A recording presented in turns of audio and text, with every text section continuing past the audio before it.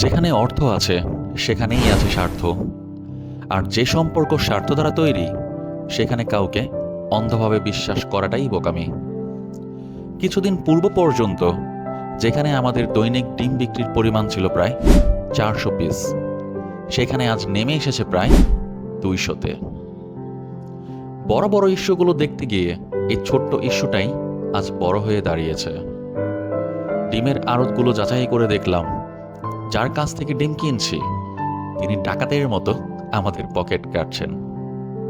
যেখানে আমরা খুচরা বিক্রি করে লাভ করি ডিম প্রতি 50 পয়সা, তিনি সেখানে পাইকারিতে লাভ রাখছেন ডিম প্রতি প্রায় 1.5 টাকা।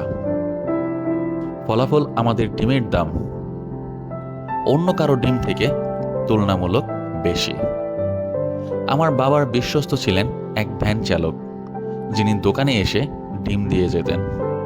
আজ একটি বড় ঝুঁকি নিলাম। 1800 ডিম কিনে আনলাম আড়ত থেকে।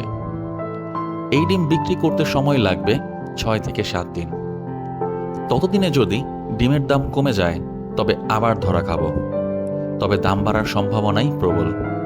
তাই স্টক করলাম, যেন আবার হারানো সুনাম ফিরিয়ে আনতে পারি। বাজার বাড়লেও আমাদের ডিমের দাম বাড়বে না। আরেকটি কথা, আমরা যে আবারও ডিমের দামে বৈচিত্র্য নিয়ে এসেছি, বাজার দর হতে কমে দিচ্ছে, তা তো গ্রাহককে জানাতে হবে। তাই আমাদের বিজ্ঞাপনের এই ক্ষুদ্র প্রচেষ্টা।